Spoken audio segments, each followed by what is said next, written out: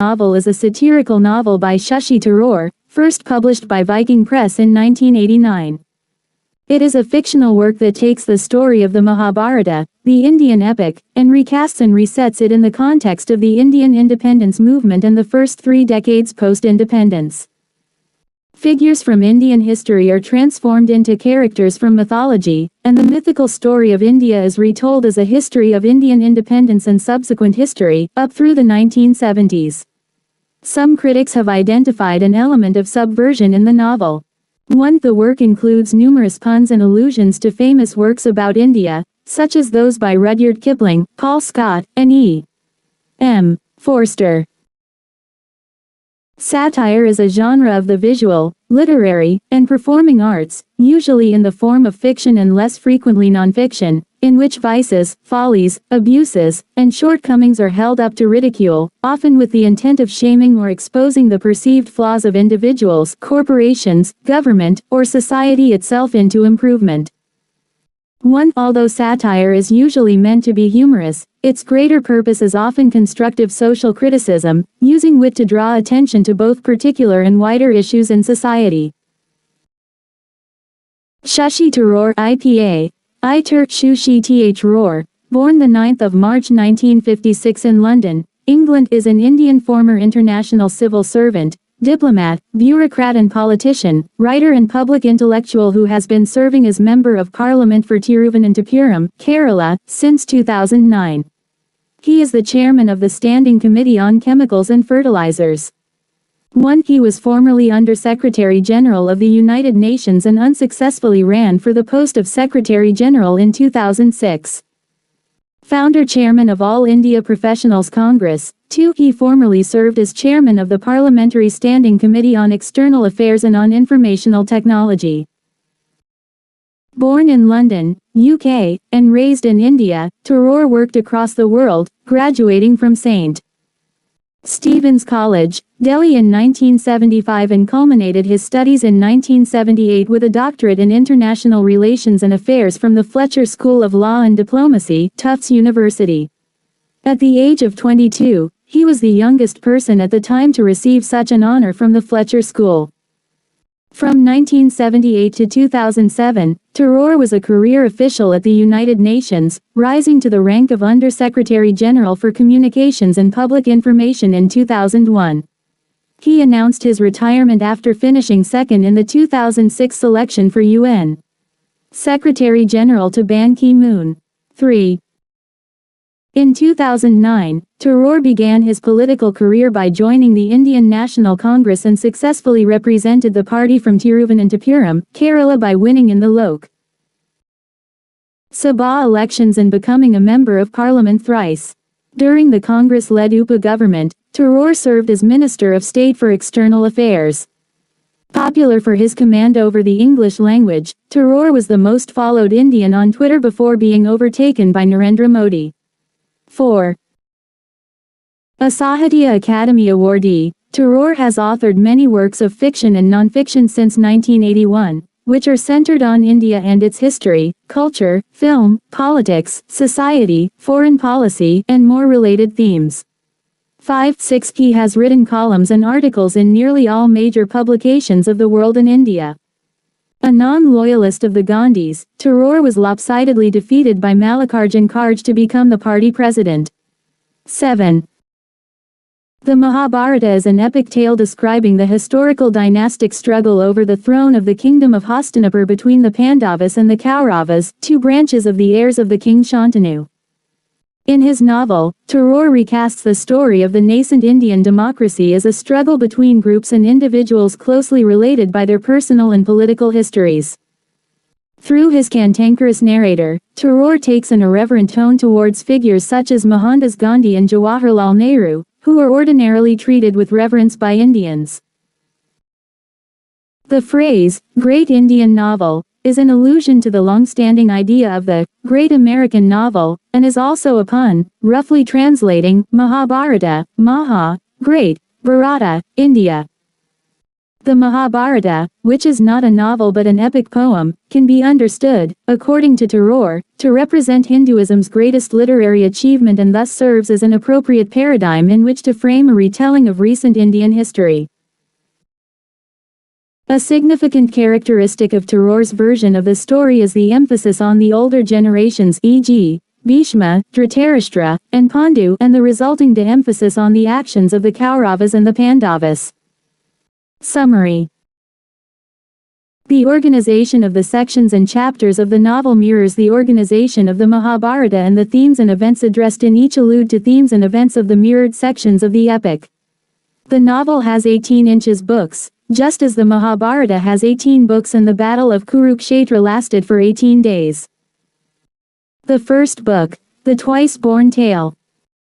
Up to some extent a counterpart to the Mahabharata's Book of the Beginning. In this section, Ved Vyas BV, the narrator, recounts his personal history, the seduction of Satyavati by the Brahmin Parashar and his own birth, the origin of Devdatta from the union of Shantanu and the now absent Maharani whom he met on the banks of the Ganges and who had 7 suspicious miscarriages, the marriage of Shantanu and Satyavati and Devdatta's vow of chastity, the birth of Chitrangada and Vichitravirya and the latter's marriage, Ved Vyasa's insemination of Ambika and Ambalika, the vow of revenge against Devdatta taken by Amba, the birth of Dhritarashtra and Pandu, and the assignment of Ganapati by Brahm's Aspara agency to transcribe Ved Vyasa's memoir, which VV describes as the Song of Modern India. The second book, The Duel with the Crown. Counterpart to the Mahabharata's Book of the Assembly Hall. The title of this section alludes to Paul Scott's The Jewel in the Crown. Ved Vyas also compares his memoir to the autobiography of an unknown Indian by Narad Chaudhary. The British resident's equerry is named Hislop, an allusion to a character in A Passage to India. Introduced is the character of Sir Richard, the British resident at Hastinapur, who is complaining about the increasing radicalization of Gangadatta, who is still serving as regent of Hastinapur. Ved Vyas discusses the upbringing of Dhritarashtra, Pandu, and Vidardharmaputra under the care of the regent, Gangadatta. Discovering the suffering of the people of Motihari, Gangadatta embarks on his first protest campaign. Gangaji is arrested and he pleads guilty to defying a police order, but his action results in a victory for the peasants of Motihari. The third book, The Rains Came. Counterpart to the Mahabharata's Book of the Forest. The title of this section alludes to Lewis Bromfield's The Rains Came. Sir Richard is furious about the events of Motihari, and Hislop notes that Gangaji had never formally resigned from the regency of Hastinapur. The regent having committed sedition, Hastinapur can now be annexed by British India. Dhritarashtra and Gandhari's marriage is off to a good start. The devoted young bride has resolved to forever covering her eyes with a blindfold so that she is deprived of whatever her husband is deprived of. Pandu is also enjoying his 2 sexually expert wives. While enjoying sexual congress with both at once, he suffers a massive coronary thrombosis and is prohibited from ever again engaging in sexual intercourse. Pandu joins Gangaji's movement and instructs his wives to seek other sexual partners so that they may still bear him heirs. Kunti reveals that in her youth she bore Hyperion Helios's child but sent the baby boy down the river in a basket. Gandhari the Grim gives birth not to 100 sons, but to one daughter, Priya Duryodhani, who is to be the equivalent of 1,000 sons. The fourth book, A Raj Quartet. Counterpart to the Mahabharata's Book of Virata. The title of this section alludes to Paul Scott's Raj Quartet. Hastinapur is annexed to the British Presidency of Marabar, an allusion to the Marabar Caves, which figure prominently in A Passage to India. The people of Hastinapur are milling in the streets, threatening revolt. There is a rumor that Gangaji will address a rally at the Bibigar Gardens, an allusion to the Bibigar, which figures prominently in A Jewel in the Crown. Hislop counsels Sir Richard to let passions dissipate on their own, but Sir Richard instead calls in Colonel Rudyard and the 5th Baluch, which starts firing on the unarmed gathering in the Bibigar Gardens. Almost 400 people are killed and more than 1,000 are injured. After the Bibigar Gardens massacre, Colonel Rudyard is retired with a £500,000 pension. An unnamed Nobel Prize-winning poet, an allusion to Rabindranath Tagore, returns his knighthood. Gangaji kicks off the Quit India movement, an allusion to the Quit India movement started by Mahatma Gandhi. Bungling assassins kill a Professor Kipling instead of Colonel Rudyard.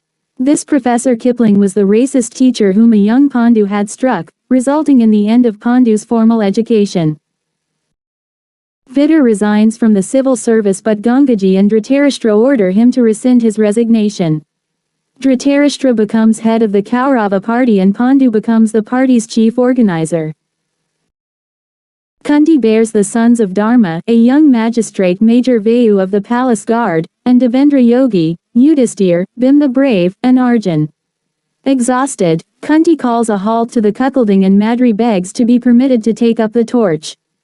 She has an affair with the twins Ashvin and bears the twin sons Nakul and Sahadev. The fifth book, The Powers of Silence. Counterpart to the Mahabharatas, Book of War Preparations. The title of this section alludes to Paul Scott's The Towers of Silence. During an epidemic, a Sarah Moore persuades her brother, the manager of a jute mill in Budge, near Calcutta, to offer the mill workers a bonus. After the epidemic, the workers refuse to give up the bonus and are locked out. Sarabhen enlists Gangaji's aid and Gangaji embarks on his first protest fast. The British Raj directs the Mill Owners Association to give in. The sixth book, Forbidden Fruit. Counterpart to the Mahabharatas, Book of Bhishma. A rift begins to develop between Dhritarashtra and Pandu, both working within the Kaurava party to further the cause of Indian independence, with Pandu advocating a harder line than that pursued by Gangaji and Dhritarashtra. Gangaji attends the Round Table Conference hosted by the British government. Mahadeva Menon, a Kaurava party official from Palghat, persuades Gangaji to do something about the tax on mangoes. Gangaji kicks off the Great Mango March, which prompts Pandu to leave the Kaurava party. In Chaurasta, a Kaurava protest turns violent and Gangaji calls off the mango agitation. Gangaji is called for a meeting with the viceroy and entertains an uncomfortable Sir Richard with the tale of why he drinks goat's milk instead of cow's milk. The seventh book, The Sun Also Rises. Counterpart to the Mahabharatas, Book of Drona. The title of this section alludes to Ernest Hemingway's The Sun Also Rises. Ved Vyas describes the divisions in Indian society and their engenderment by colonial policies, and the formation of the Muslim group under the figurehead leadership of the Gaga Shah, an overweight Sybarite. The arrogant and literally brilliant Muhammad Ali Karna, the son of Kunti and Hyperion Helios, educated by the generosity of Indradeva, the employer of Karna's adoptive father, rises to prominence as a lawyer and as a member of the Kaurava party. Dhritarashtra insults Karna upon discovering that his adoptive father is a chauffeur. Kunti sees Karna and realizes that he is her firstborn son. The story is told of how Indradeva gave him the surname Karna, the hacker off, after Karna circumcised himself with a knife. Karna leaves the movement and goes to England, but the Gaga Shah invites Karna back to India to lead the Muslim group. The eighth book, Midnight's Parents. Counterpart to the Mahabharatas, Book of Karna. The title of this section alludes to Salman Rushdie's Midnight's Children. The five Pandavas and Priya Duryodhani grow up, each revealing their characters. Priya tries and fails to poison and drown her cousin Bhim. While playing cricket, the Pandavas meet the sage Jayaprakash Drona, who tells the tale of his son, Ashwathaman, and his insult at the hands of Ronald Heaslop, which led him to his mission of educating young Indians to facilitate the overthrow of the British. The Pandavas choose Drona to be their tutor. Pandu decides to seek the presidency of the Kaurava party and Dhritarashtra fears that there is a good chance he will lose the election to Pandu. Gangaji persuades Dhritarashtra to step down in favor of a less prominent figure, an untouchable. Thus, if Pandu wins the election, then Gangaji and Dhritarashtra will not be seen as having suffered a defeat. The ninth book, Him, or, the Far Power Villain. Counterpart to the Mahabharatas, Book of Shalya. The title of this section alludes to Rudyard Kipling's Kim and to M.K.'s The Far Pavilions. Pandu is elected president of the Kaurava party and a struggle begins between him and Gangaji for control over the direction of the party. Gangaji outmaneuvers Pandu, who loses a vote of confidence and resigns. Ved Vyas switches to verse to tell Pandu's story. Pandu forms the Onward organization, an allusion to the All India Forward Bloc, the U. Pandu allies himself with the Germans and the Japanese against the British and forms the Swatantra Sena, an allusion to the Indian National Army formed by Subhas Chandra Bose to fight against British forces on the Burmese front. Pandu sends for Madri to join him and the sight of her wearing a military uniform begins to break down his control over his carnal desires.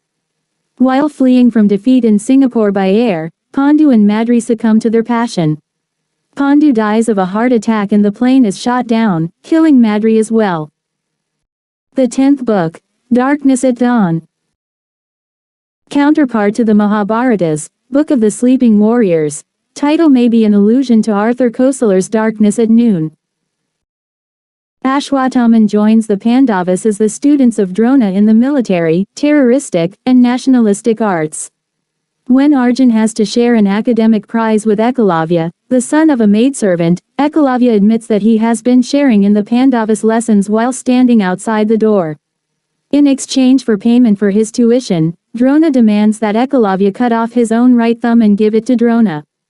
Unlike in the original Mahabharata, Tharoor's Ekalavya refuses and flees in horror. Drona has a good laugh. Karna considers his options after the Muslim group's candidates are bested by Muslim members of the Kaurava party in the elections. Karna proposes a coalition government in the Legislative Assembly of the Northern Province. Vidar urges Dhritarashtra to accept Karna's proposal, even though the Kaurava party controls enough seats in the Northern Province to rule without a coalition. Muhammad Rafi, a Muslim Kauravaman, urges rejection of Karna's offer and Dhritarashtra and Gangaji concede. Karna is resolved to find other means of gaining power.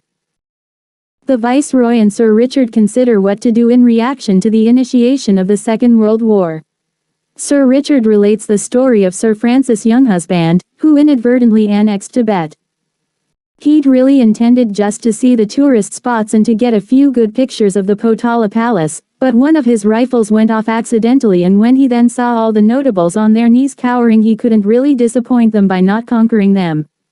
Sir Richard persuades the Viceroy to declare war on Germany without consulting the elected governments of the provinces. Kaurava party legislators react to the declaration of war by resigning en masse. The absence of the Kaurava party in the administration benefits the Muslim group, which takes over the government in 3 provinces. Gangaji initiates the Quit India movement and the leaders of the Kaurava party are imprisoned. The emboldened Muslim group begins calling for a separate Muslim state, to be called Karnistan, the hacked-off land. Amba, planning her revenge on Gangaji, goes to a plastic surgeon for a sex change operation. Following the end of the war, the Kaurava party does well in the election, but the Muslim group's strength is not diminished.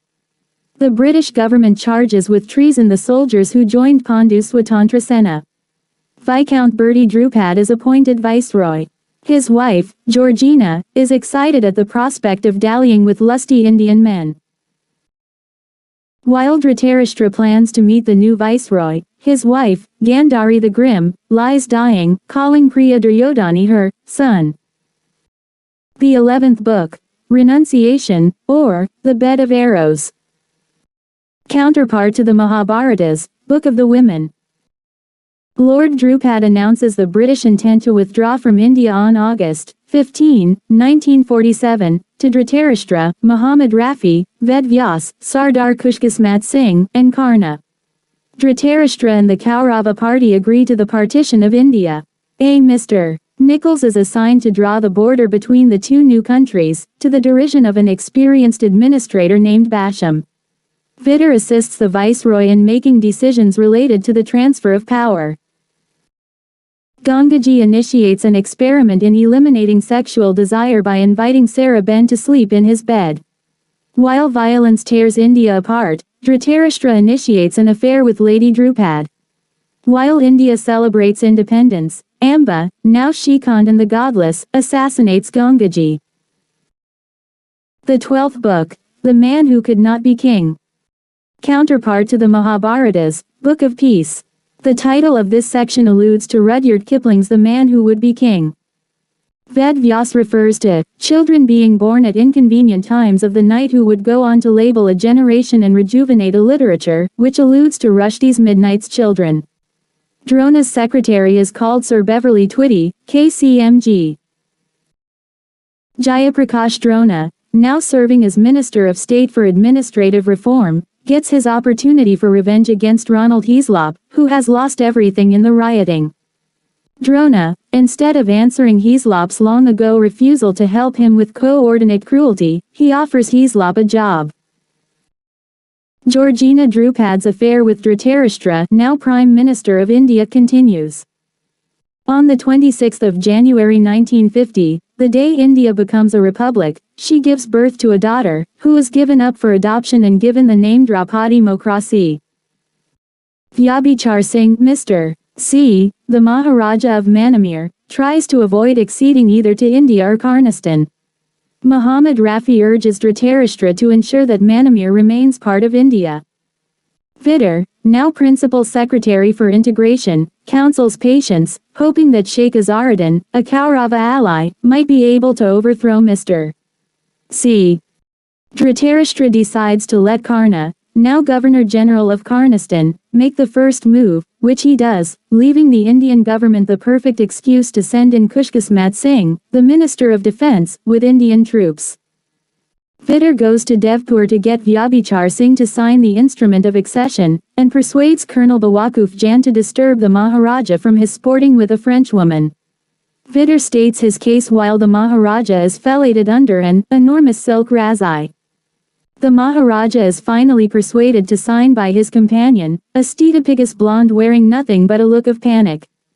Vidar helps the Maharaja flee to Marmu, his winter capital. The Pathans invading Manamir get drunk and the Indian army parachutes into Devpur.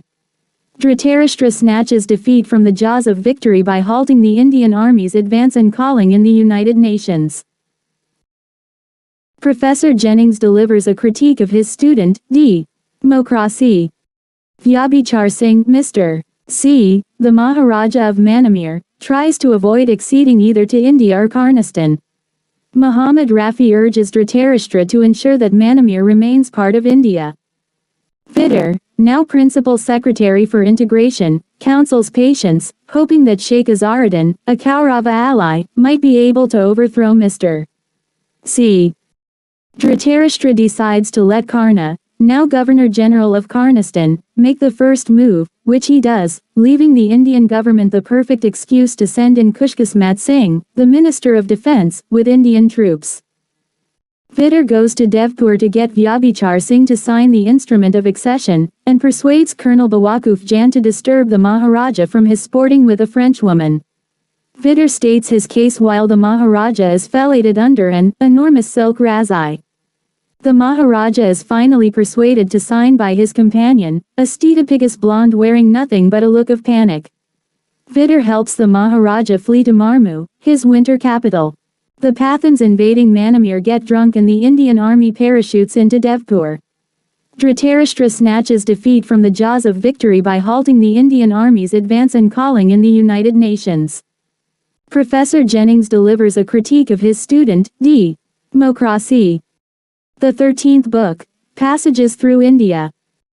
Counterpart to the Mahabharatas, Book of Bhishma's Final Instructions.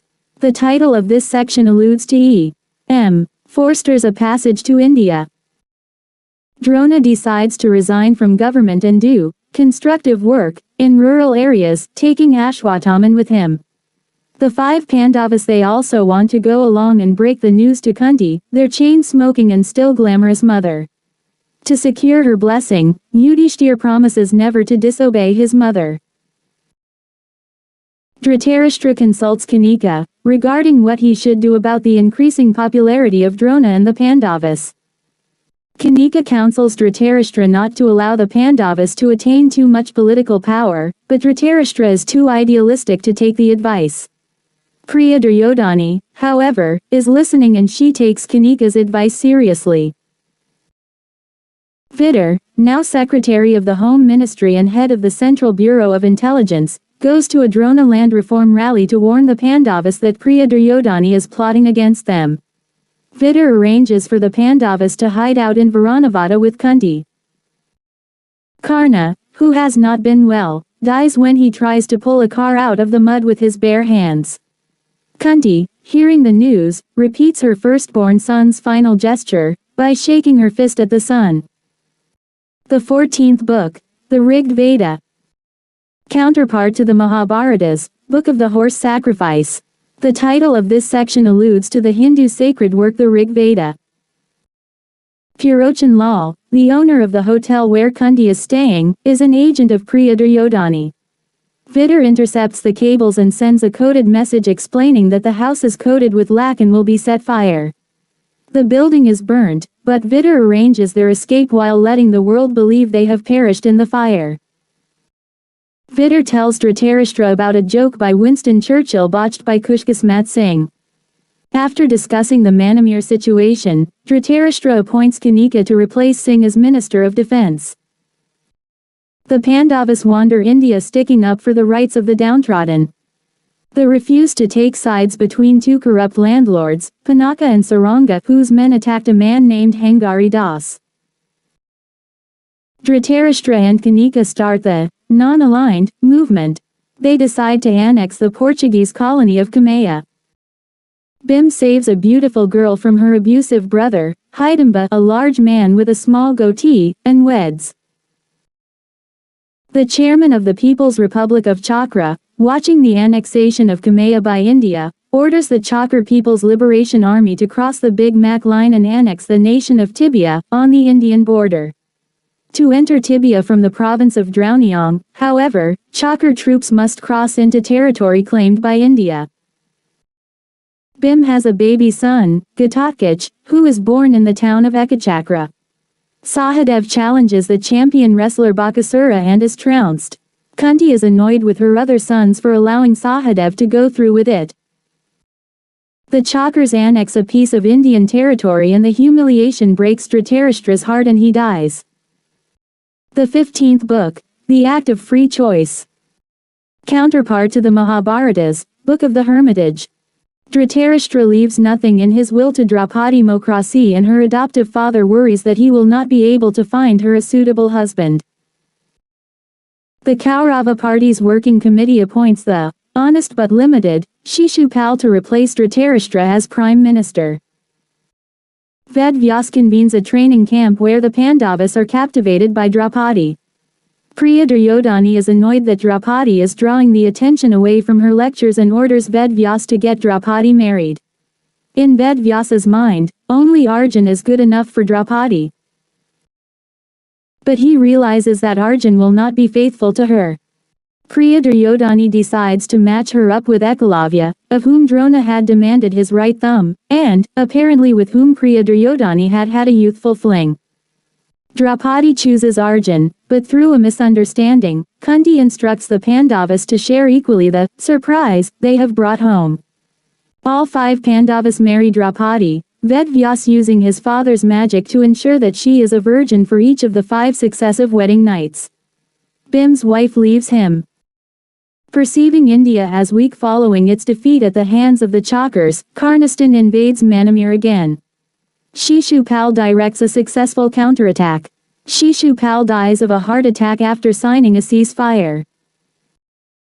Unable to find a successor that is universally unobjectionable, the working committee is persuaded by Ved Vyas to appoint Priya Duryodhani. The Pandavas work out a strict schedule to share Draupadi's bed. Arjun violates the rule when he goes to retrieve the manuscript of a speech while Yudhishthir and Draupadi are together. Under the rules, Arjun is banned from his conjugal rights for a year. Arjun decides to spend the year as a roving correspondent for a newspaper and, in addition to witnesses the condition of the people, he finds a new sexual companion in every locale he visits. Arjun ends up in Gokarnam where he meets Dwarakavitil Krishnenkuti Parthasarathi Menon, known as Krishna, the local Kaurava party secretary who has recently unseated the local political machine boss, Kamsa. When Arjun first sees Krishna, he is using a traditional dance form, Adamthalal, as a medium for social satire. Arjun and Krishna become close friends and Arjun falls for Krishna's sister, Subhadra. Krishna advises Arjun to woo her through abduction. In the dark, a confused Arjun mistakenly abducts Kamswari. A second attempt is more successful and the two are married. Arjun cables Draupadi, telling her that he is bringing home a new maid, making their eventual meeting rather uncomfortable. However, by the time Draupadi and Subhadra give birth to their sons, Pratavindya and Abhimanyu, they are as close as sisters. The 16th book, the Bungle Book, or the Reign of Error. Counterpart to the Mahabharatas, Book of the Maces. The title of this section alludes to Rudyard Kipling's The Jungle Book. The Kaurava party is dealt a blow in state and local elections, although still holding a majority in the national parliament. Yudhishthir suggests that new leadership is needed.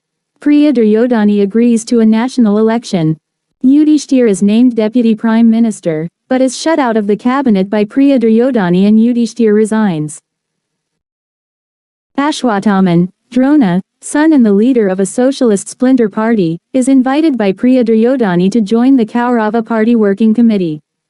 Priya Duryodhani takes Ashwathaman's side in advocating the elimination of the privy purses of India's former princes. Yudhishthir resigns from the working committee. Priya Duryodhani and Ashwathaman then champion a bill to nationalize the banks. Dr. Marbana Mandar, the President of India, dies. The Kaurava Old Guard thwarts Priya Duryodhani by nominating Ved Vyas as the Kaurava party's candidate for president. Priya Duryodhani backs Ekalavya as an independent candidate. The working committee expels Ekalavya from the Kaurava party for opposing the party's official candidate.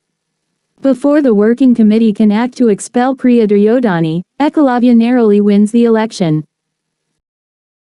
Priya Duryodhani splits the Kaurava party, forming the Kaurava party RR, 4, real, to oppose the Kaurava party OO, 4, official, or, old guard.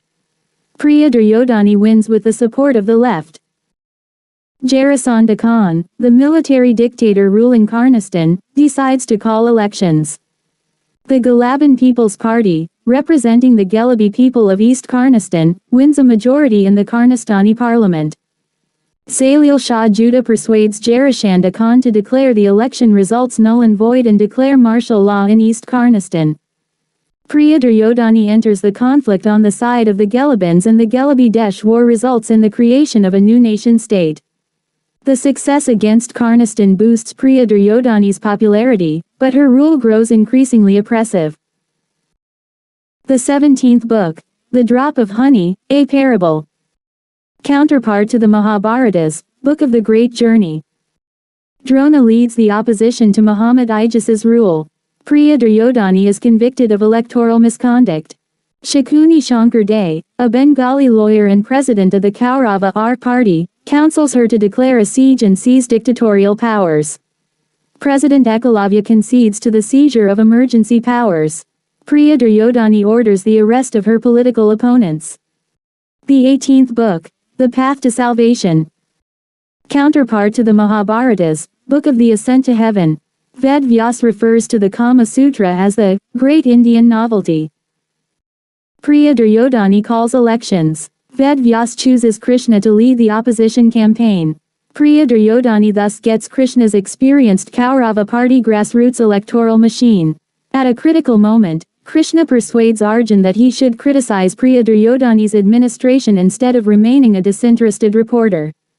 Bhim, Nakul, and Sahadev stay out of the campaign, refraining from endorsing either party. The People's Front defeats the Kaurava R party. Drona and Ved Vyas consult with the parties of the People's Front coalition to choose the new prime minister. Their ultimately erroneous choice is Yudhishthir. Ashwathaman is appointed head of the party organization. The People's Front leadership gathers at the Taj Mahal for a ceremonial oath. The return of Krishna to local politics marks the beginning of the failure of the People's Front.